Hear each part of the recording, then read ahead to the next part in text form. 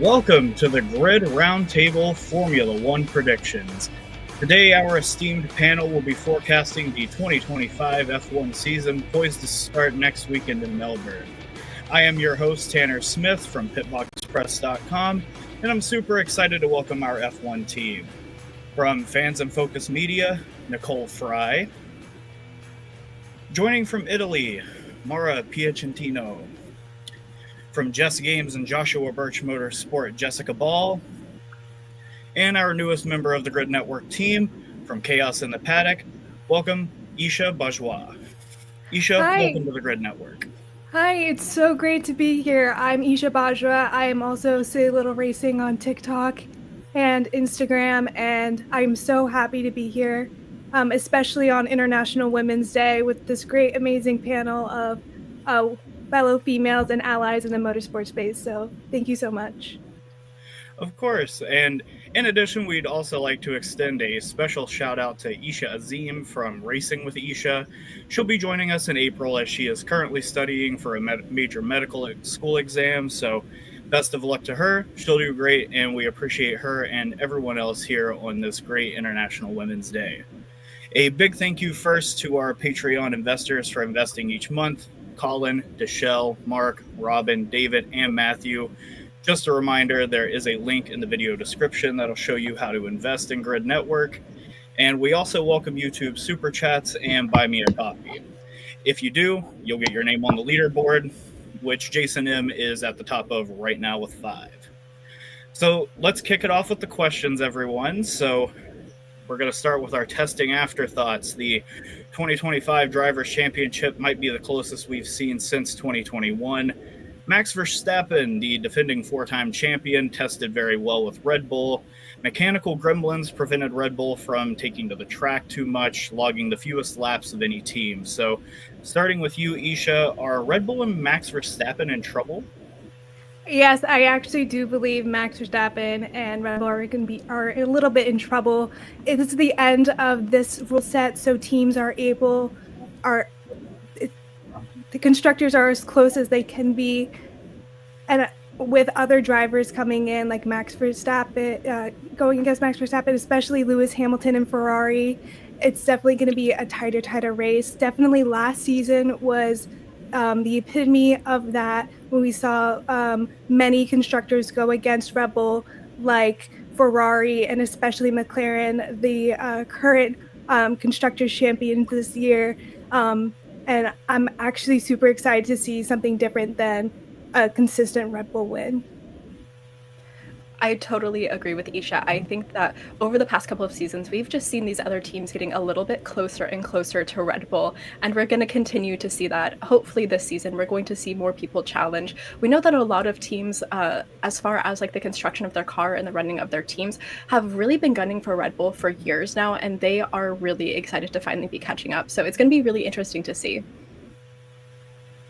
It's a shame that Red Bull was struggling so much in pre-season testing, but that just goes to show with the 3rd or 4th year of these regulations how close the pack has really caught up. Remember, we saw in 2021, the last year before the 2022 regulations, how quite a few teams were able to pick up podiums and wins and stuff like that. Remember Esteban Ocon with his fantastic win in Hungary. I think we're going to see quite a few surprises this season from quite a lot of teams. I'm particularly excited with Lewis Hamilton joining Ferrari, but I'm more excited about McLaren challenging Red Bull this season, in particular Lando Norris. He just missed out on the driver's title, and I know he's going to be even hungrier to try and beat Max Verstappen to take his first ever title in Formula One.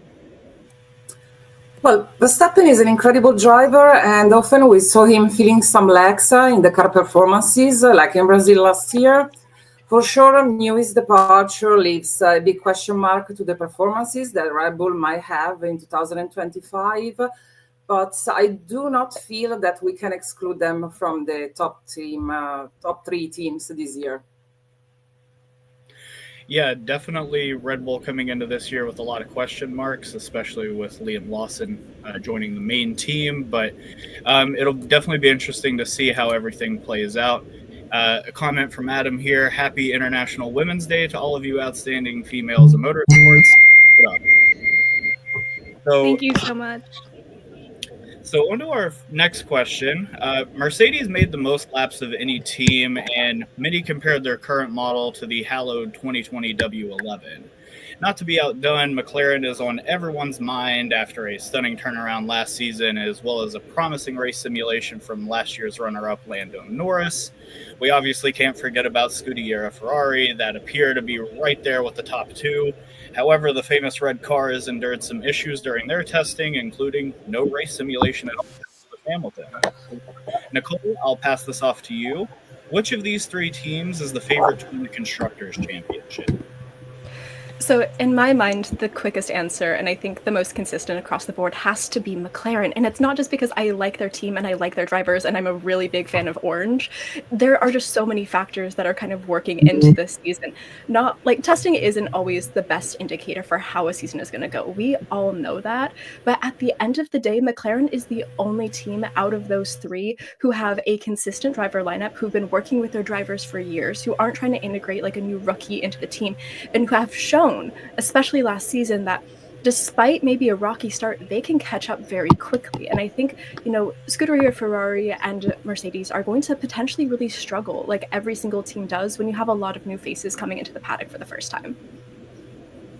I think it's going to be very tough between those three teams, really, because we've seen with McLaren how brilliant their race pace was in the testing. And of course, Mercedes weren't that far behind them. And we know that last season, Mercedes was particularly very strong in the colder conditions. Las Vegas, for example, was a very good one, where we saw George Russell pick up a really fantastic victory. But with a consistent lineup of Lando Norris and Oscar Piastri, I can't rule out McLaren. McLaren have been looking so good throughout the end of last season towards the beginning of this season, and they're still learning on how to operate as a team with strategy. They've got to work on their strategy, really. That's what lost Lando Norris the driver's title. So if McLaren could work on their strategy, they could definitely be the favourites. I know Ferrari's going to take a bit longer to get used to having two number ones in the team, but it is always possible. I think it's going to be hard for Lewis Hamilton to adapt to start with.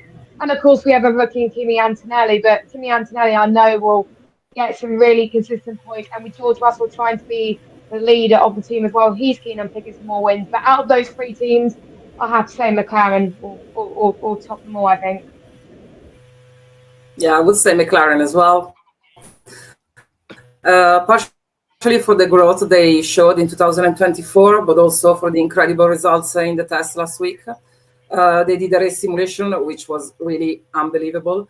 They are faster, they have two good drivers, so yeah, they are my favorites for the championship in 2025. I hate to sound like a broken record, but I also believe McLaren is the team to beat this season, especially after seeing what they did in 2024. Fixing up their strategy is definitely going to be very, very important. But also, I just can't rule out Ferrari. You have a powerhouse and someone with so much knowledge like Lewis Hamilton coming in. I feel like he's going to bring the special sauce that Ferrari needs to propel them forward.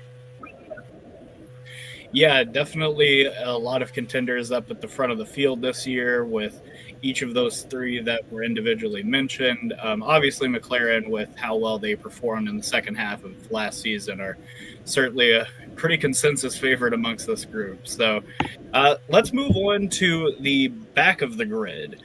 So Kick Sauber is not really in the best shape coming into 2025. They were clearly the slowest and look to be another tough year ahead of them. So this team will turn into Audi next year, which is part of the reason for Nico Hulkenberg's addition. So it doesn't look like Nico will make his long-awaited trip to the podium anytime soon.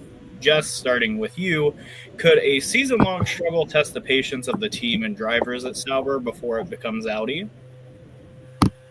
I think it was a bit disappointing when we saw Sauber bottom of the timing sheet in testing near Haas. But obviously, Haas were more focused on their long runs anyway, so I was not really surprised to see Haas at the bottom anyway. We know we can climb up. But Sauber last year, their performance was awful.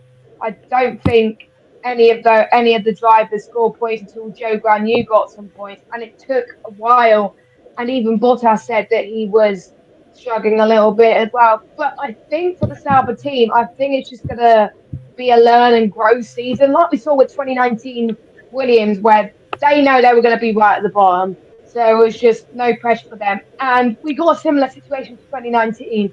With Williams, we had George Russell as a rookie. In 2025 in Sauber, we've got the amazing Formula 2 world champion, Gabriele Bortoleto, and I watch F2 quite a lot, so I can champion how good Bortoleto was at last season in F2, especially with the Italian Grand Prix race where he went from last to first. So I think out of all the rookies, him going to Sauber, I think he's going to have no pressure. He's on a multi-year deal.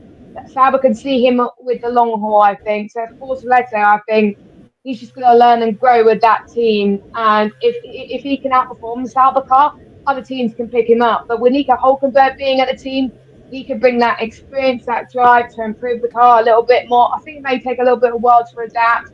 But I think this year, it's just going to be a learn and grow year whilst they build their 2026 car for Audi, because that's what they're really going to go and try and see. It'll be a bit of a shame that they're not going to score that much points, but let's hope they can surprise everyone.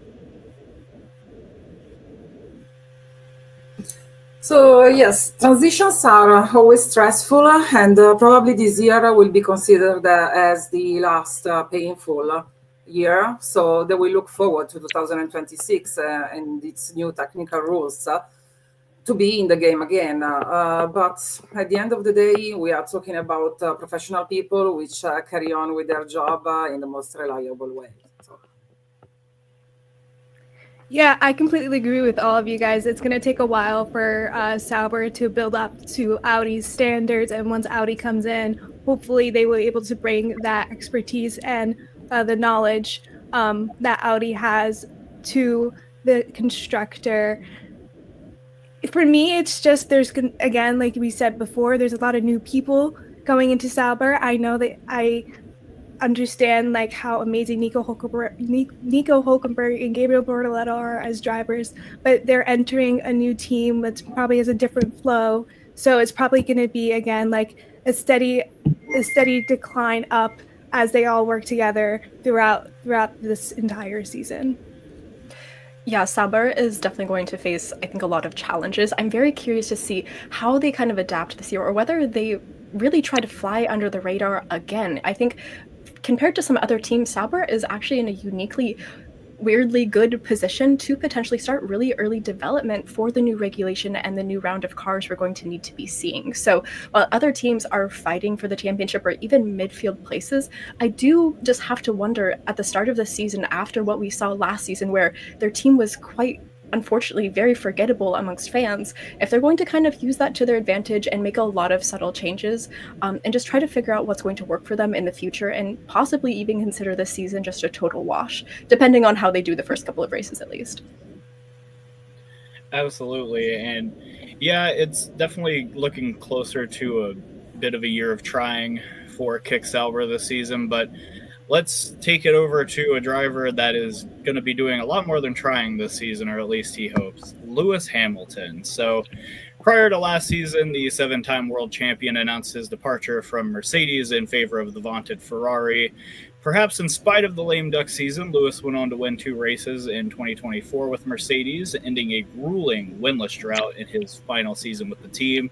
That set off a chain of events impacting 3 teams, Ferrari, Mercedes, and Williams. With Lewis heading to Ferrari, Mercedes needed a driver, so they called up 18-year-old dynamo Kimi Antonelli. Antonelli was rumored to go to Williams, but that ultimately fell through. Williams' Logan Sargent lost his ride towards the end of last season, so the British-based operation had an opening for 2025 that they soon filled with Carlos Sainz, who would be out of a ride at Ferrari because of Lewis Hamilton. So since they scooped up the second-generation racer at Williams, that driver has now lined up for half of the teams on the F1 grid. So all 3 drivers will have various expectations from their respective teams. Mara, I'll kick this one over to you. Which driver will have the most pressure to perform in 2025 of those 3? So, as you know, I'm based in Italy, so I see a lot of Italian press, and they are putting a lot of pressure on Lewis Hamilton. He's asked to bring a different mindset to Ferrari, to perform immediately because he's an experienced driver, to improve Leclerc performances, to be able to be a future champion. In addition, people here are also mentioning his past records, like, he beat Fernando Alonso in his first year in McLaren. So, have you seen the big event in Milan last Thursday? So, the hype here is very, very high on him and Ferrari. I believe that Kimi Antonelli has the most amount of pressure coming in as a rookie at such a strong team. It's going to put a lot of pressure on him to bring those points for the Constructors' Championship. Obviously, last year testing when he crashed out in FP1, I understand it was a little bit challenging with that car, at least during that year. But I feel like he has a lot of pressure to perform. Even though we haven't mentioned this driver, I feel like Liam Lawson, because he's kind of in the same boat. Yes, he's more experienced with having races under his belt, but just being a rookie at such a high-profile team where constructor points matter, it's gonna be challenging for them to meet that higher standard. Yeah, I think this season there's so many different possibilities of what we're going to see. Personally, I think Carlos Sainz out of all of them is probably, in my opinion, going to have the most difficulty, not just because of his performance this season, but because he has to secure ideally a better place at a better team in the future. I think we're going to see a lot of shuffling around after the season with new regulations, new teams possibly entering the grid in the near future. And I think Carlos has found himself in kind of the not ideal circumstance of being at a team you might not want to be at, obviously a downgrade from Ferrari, and kind of struggling to figure out what you're going to do next. Because let's be honest, Williams should not be the last stop for Carlos. I think we would all be very sad to see his F1 career end at Williams. We want the best for him. We'd like to see a championship from him. He's a fan favorite. And so in that sense, I think just the pressure to perform to the other people in the paddock and the other teams who will hopefully be keeping an eye on him is going to be really intense. I think hearing all your thoughts, I changed my mind quite a few times actually, but I could definitely see all three drivers under huge pressure this season. But I'm going to have to agree with the Lewis Hamilton side of things. Lewis Hamilton is joining Ferrari, one of the biggest teams on the grid that just missed out on the Constructors' Championship last season, and Lewis Hamilton just felt so energized going into that team. He can see an opportunity for growth for him. The Italian fans love him, so if the Italians see Lewis Hamilton not do very well, then that's not going to look good for Lewis Hamilton, and he's probably going to hang out his boots. I think Lewis Hamilton could be under huge pressure. Antonelli probably under huge pressure as well, because he has to deliver without Lewis Hamilton. Lewis Hamilton's not going to be at the team anymore. Mercedes have got to try and beat Ferrari in the Constructors' Championship, and Antonelli's got to score points. Sainz, I think, is under the least pressure because he's got the Williams team, but he wants to try and get a bigger seat. But I can definitely see, outside those three drivers, Liam Lawson having the most pressure out of all 20 drivers on the grid, because he's got to prove that Christian Horner and the Red Bull team made the right decision putting Lawson in Red Bull instead of Yuki Tsunoda. Of course, yes, and it'll definitely be a pressure-packed 2025 for practically the entire grid. But yes, it's definitely great to discuss like which driver will have the most pressure. But I don't know about you guys, but I'm hearing some rumbling. There must be a storm brewing because it's time for the lightning round. Everyone on our panel will be given a prompt and must provide an answer in 10 words or less. So, Isha, Alpine finished 6th in the Constructors in 2024. Will they finish higher or lower than 6th in 2025? I feel like the midfield is so crazy, especially after testing, but I feel like with the amount of pressure they're putting on their drivers this year, I feel like they will finish higher than 6th.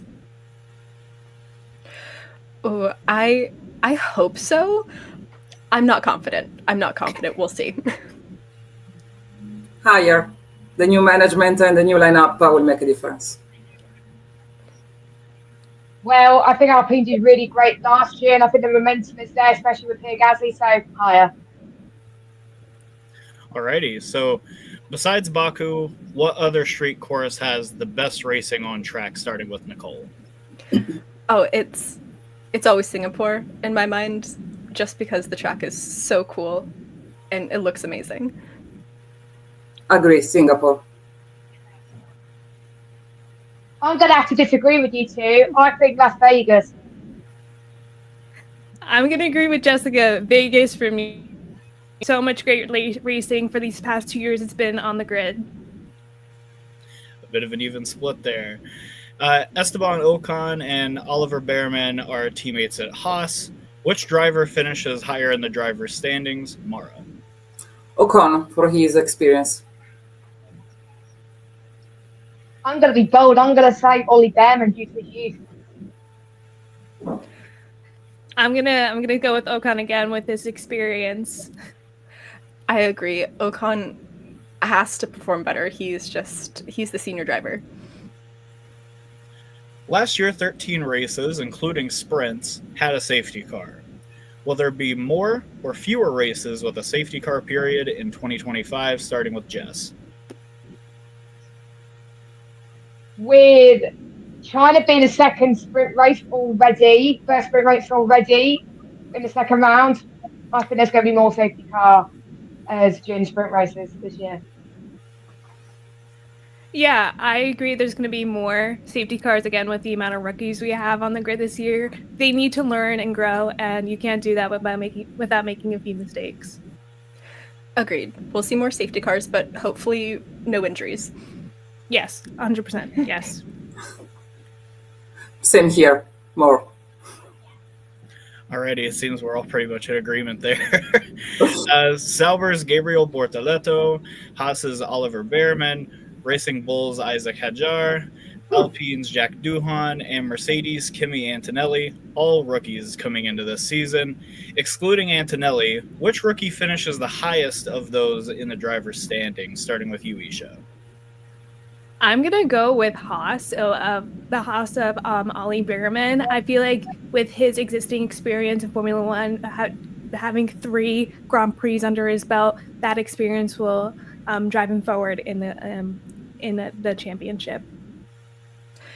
I agree. Ollie Behrman would be phenomenal, mostly just because Haas needs something to look forward to this year.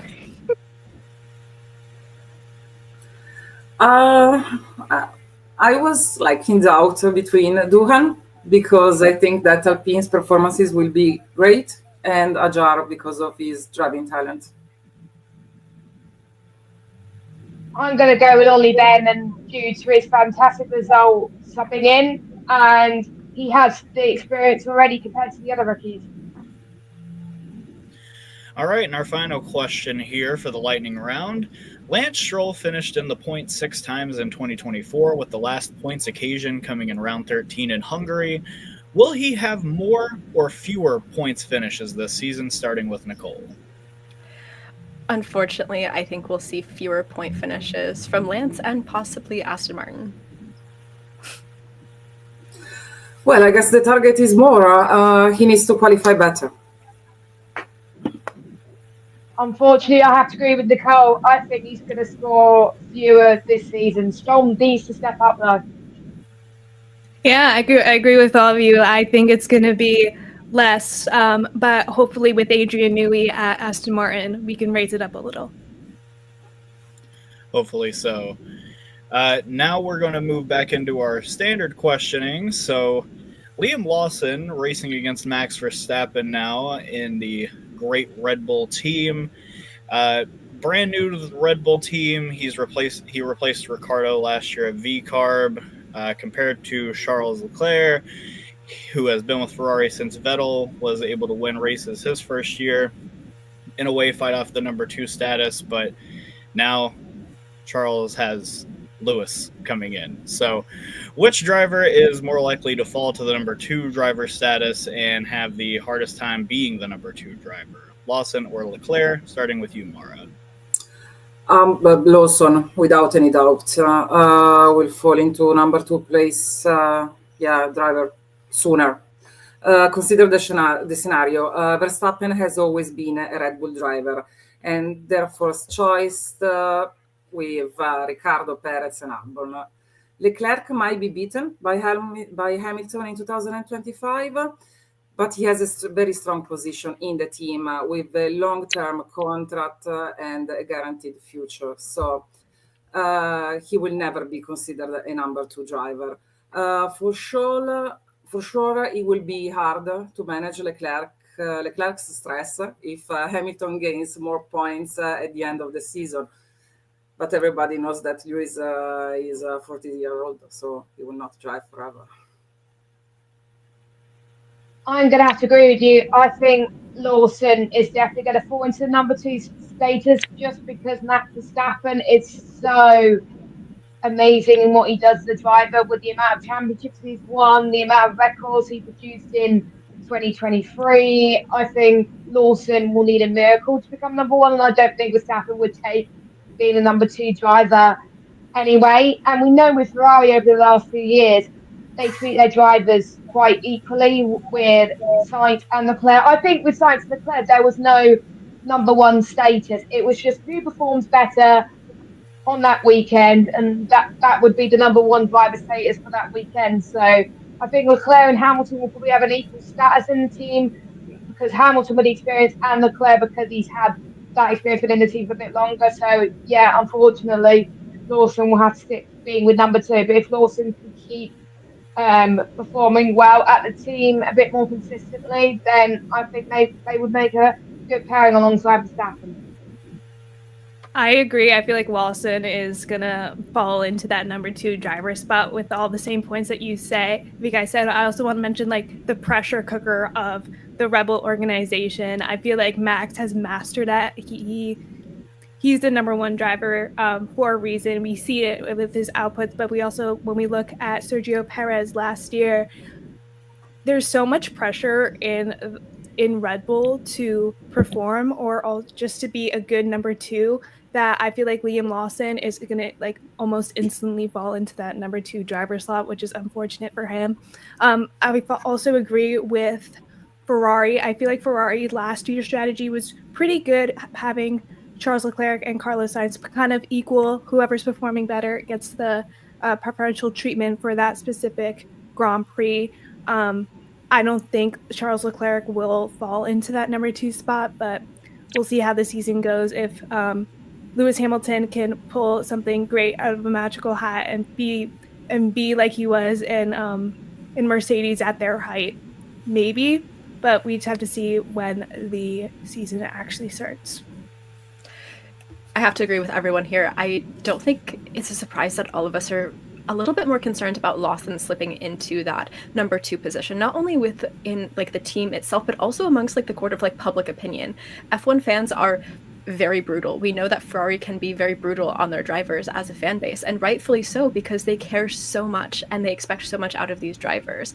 The advantage Ferrari has is, like it was mentioned before, Leclerc has kind of held that number 1 position. He is like the favorite child of Ferrari, and he has been for a long time. And despite the fact that Lewis Hamilton kind of outranks him in several ways, I think the team and the fans of Ferrari are kind of used to having them on more equal footing. And very publicly, Ferrari says Ferrari first, not driver first. So we'll continue to see that, because I don't think they're going to give up that mentality anytime soon. When it comes to Lawson and Red Bull, not only is Red Bull a pressure cooker, but there's a lot of threats that they're facing from all sides.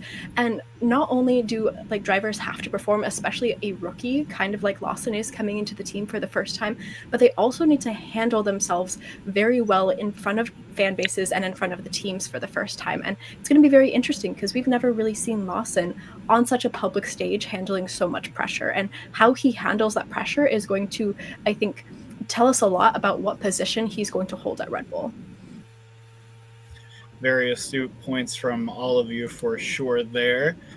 We mentioned him a little bit earlier, but one of the drivers that's already been rumored to be on the hot seat coming into this season is Jack Doohan. He got the seat and entered the final race of 2024, finished outside the points in 15th, but Franco Colapinto is the reserve driver for Alpine after turning heads at Williams last season. Didn't score any points in his final 5 races, but Colapinto did get 2 points finishes within his first 4 starts. and brings sponsorship as well as many rumors that he'll be back on the grid at some point this season. So starting with you, Jess, believe this is a real possibility and the pressure is on Jack? I think there's going to be a lot of pressure, I think mainly from the media and Alpine in general on Jack Doohan. You've got to be very sorry for him, really, because he joined the team properly in Abu Dhabi, filling in Esteban Ocon very last minute. So he was thrown into the deep end. He was just getting used to the car, and he treated Abu Dhabi like testing. And people were still saying, "Oh, Jack Doohan is not performing better than Pierre Gasly." Blah blah blah. He was just getting used to the car, and he wasn't even expected to be in the team until he got the call up, really. So I think it's too early to judge on whether Jack Doohan would do well in the rumoured 5-race contract that he has. You got to be sorry for him, because Doohan just wants to prove himself. And Alpine have just got to stick to their gun and say, right, Jack Doohan is our driver for this season. We've got to put all our eggs in one basket to try and make sure that Doohan has the best performance, especially that we think that Alpine is going to do a lot better this season than last season. So for me, Doohan has just got to deliver, but I feel really sorry for the amount of pressure that everyone has put him in. I want to see Doohan prove everyone wrong and get some good results, especially with his home Grand Prix in Australia coming up. Surely the home fan is definitely going to give him a boost. Yeah, I agree. I feel like how this season started and how the cards fell with Franco Colapinto coming in after Williams announced that they were going to have Carlos Sainz hop in that seat at the end of the season. I feel like it's just unfortunate how silly season kind of happened and how the cards fell, because Jack already signed with Alpine, but Franco put in the work at Williams at the time with the time that he had, and everyone's just rethinking, wait, what if we do it a different way? And it's pretty unfortunate that Jack Doohan didn't have the same amount of time on track as Franco Colapinto, but hopefully with the start of the season, he can prove that he definitely deserves to be in that seat. Yeah, it's such an interesting dynamic, because it seems like, Jack and Franco are kind of like two different sides of the same coin. One is Jack, who has had, it seems like, the worst luck of any of the rookie drivers coming up. He's been a reserve driver forever. He's been waiting in the wings, just waiting for a call. He had a pretty great, kind of entry up into that reserve driver position, but like so many of those young drivers who performed so well in, F2 and F3 and just beyond, they're just sitting there for so long waiting for any single scrap that an F1 team is ready to throw at them. And now that he's been able to finally secure an F1 seat, it was under slightly unfortunate circumstances, with Esteban Ocon being pushed out very unexpectedly. And Jack wasn't ready, I don't think, for that race. I don't think Esteban was ready to leave the team yet. The whole situation just kind of left, I think, a bad taste in a lot of people's mouths. And then you have Franco Colapinto, who was kind of this nobody and has now turned into a fan favorite and kind of a hotshot, and the buzz of the paddock. Like, his reputation, just from his first couple races alone, has kind of cemented this idea in everybody's mind that eventually he will end up in Formula One. And the easiest way for him to get there right now is by taking another rookie seat. And, Jack is that rookie on the chopping block. So it's going to be interesting. I think Jack would be crazy not to feel any of that pressure. I think every rookie feels that pressure. I think it is going to be enormous, the amount that Jack feels this season. And I really hope that Alpine is prepared to support him. Historically, that team has not done so well with supporting their drivers when it comes to criticism and critique and comment. And they've had some very strange and sometimes questionable changes amongst fans when it comes to how they sometimes unceremoniously dump their drivers. And no one wants to see that for Jack. And so I think we're all just kind of hoping that this season turns out good for him, that he has a fantastic home race, and that, his season is off to a good start, so we can put some of these questions and rumors to rest. Yes, I don't think that Briatore was joking. So Alpine bet on Doohan, but Colapinto has a sponsorship and a country ready to support him. At the same time, I think that Doohan will perform and there will be no switching. I would like to follow up on this idea of the sponsorships, because with Sergio Perez gone, Franco Colapinto is one of is one of the only Latin American drivers. Again, we have Gabriel Bortoleto coming in, but the amount of sponsorships we get from Latin America, it's something big in Formula One with sport. Like, it's mostly about money. It's all a numbers game. Absolutely, a lot of fair points amongst the four of you here. That does bring us all to, our biggest question, and the one that everybody's asking coming into this highly competitive 2025 Formula One season. Isha, starting with you. Who will be the 2025 Formula One World Drivers' Champion? Oh my God. There's two coins to this answer. One is what I think is going to happen, and one is what I hope is going to happen. I think that Max Verstappen is going to get his 5th world championship. You can't deny, especially during the 2023 season, how much of a great driver he is and how much Red Bull are supporting him. I feel like he's unbeatable at this moment, and I feel like with the current machinery, I think that he will win the championship again. But what I want to see Lewis Hamilton finally getting his 8th championship. Lewis Hamilton is my favorite driver of all time, and he's moving into my favorite team. This is definitely a little bit of a biased answer, but seeing Lewis Hamilton win his 8th in Ferrari, one of the most historic racing teams, and just in just the general automotive industry, I hope that he can able to pick up his 8th and continue on, and we can move past Abu Dhabi 21.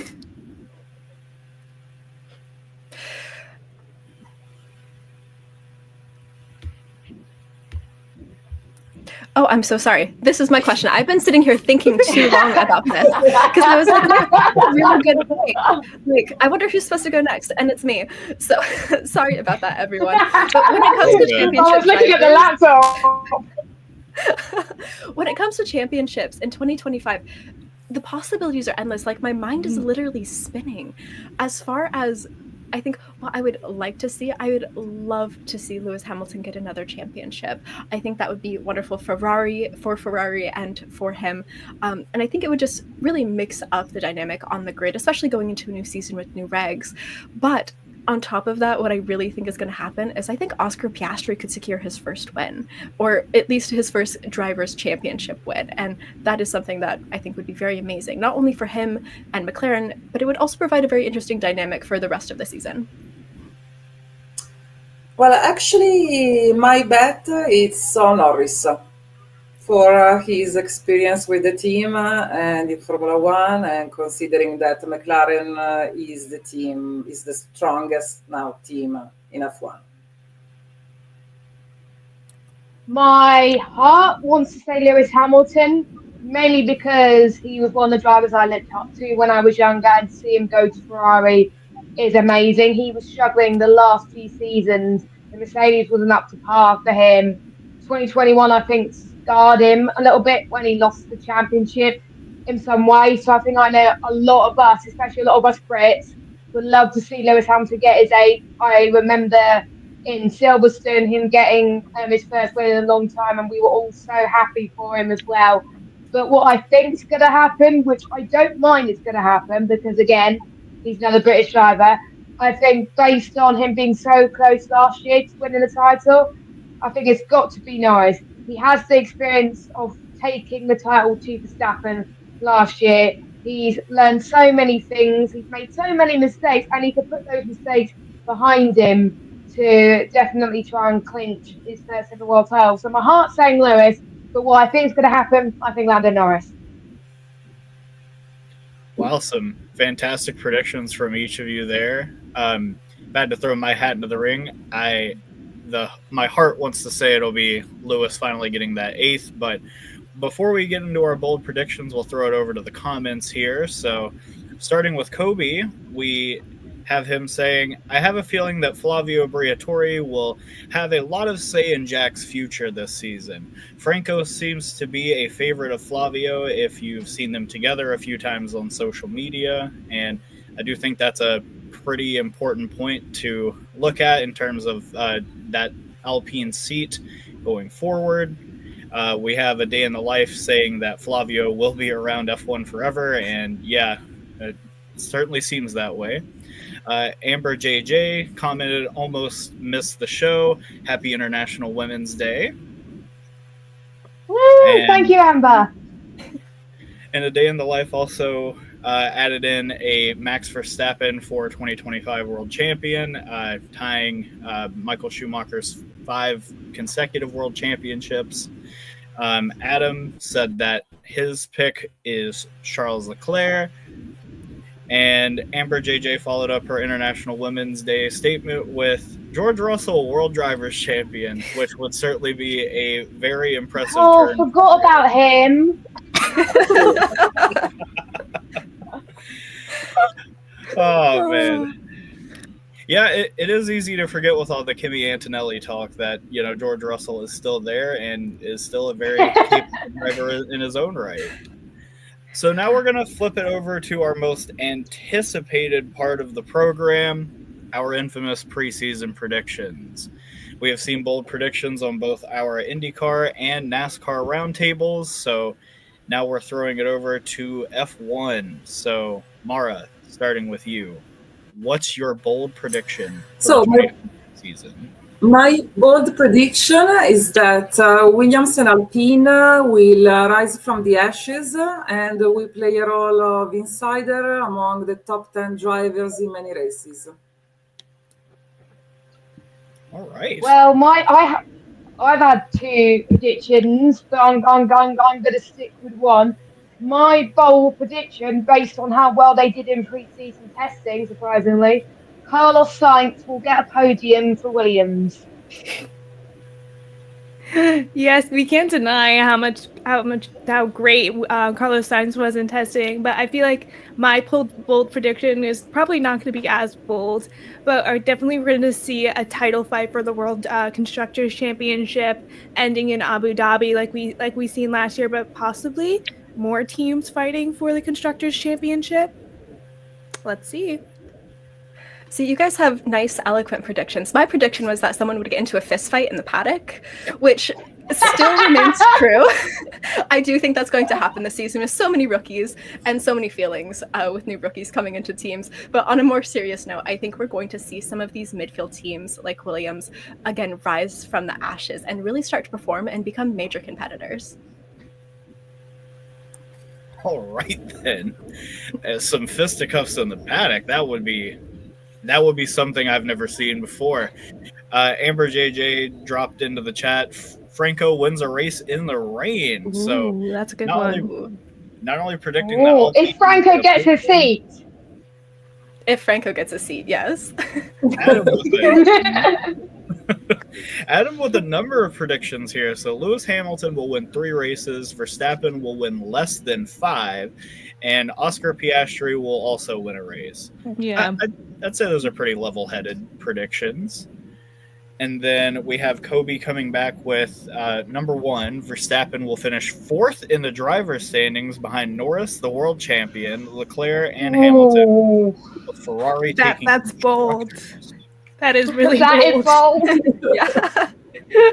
I will say it seemed like Verstappen towards the end of last season was kind of driving like the 4th driver on the grid. So if late last season is any indication of what we'll see this season, I guess I could see that. But whew.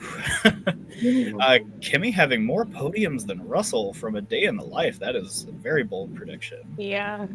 That was my second bold prediction. Kimi Antonelli's going to outperform Russell this season.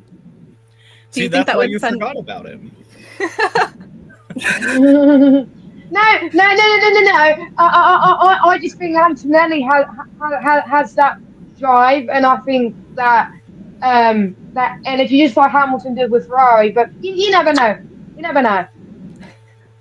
You never know, indeed. We haven't seen anybody hit the track in truly competitive conditions, so we'll have to see next weekend. And now we'll be closing our program, and we're out of questions. So just as I'm sure the drivers are all running out of patience to get in their cars and drive their hearts out, we'll be heading out of here as well. So another thank you once again to our Patreon investors, Colin, Deshelle, Mark, Robin, David, and Matthew. And I'd also like to extend a special thank you today to our lovely panelists for taking time out of their schedules to be here. Before we leave, would anyone like to publicly make their pick for Albert Park? Oscar Piastri. Same here. Oh, wow. I feel like Oscar Piastri. Oh, I'm so sorry. You go ahead. No, you carry on. You were speaking. I feel like Oscar Piastri will perform great, but I feel like Lewis Hamilton will come in and be like, I am at Ferrari, I am here, and I am in contention for the championship. My pick for Australia, Charles Leclerc. All right. So that seems to be it from everyone. So a last big thank you to our viewers for tuning in. And Grid Network will be maintaining coverage of Formula One from Albert Park all the way to Abu Dhabi this year. So make sure to like this video and subscribe to our channel to keep up with our content. Have a fantastic International Women's Day, and let's hope for a wonderful season ahead. I'm Tanner Smith, and for Isha, Nicole, Mara, and Jessica, have a great day.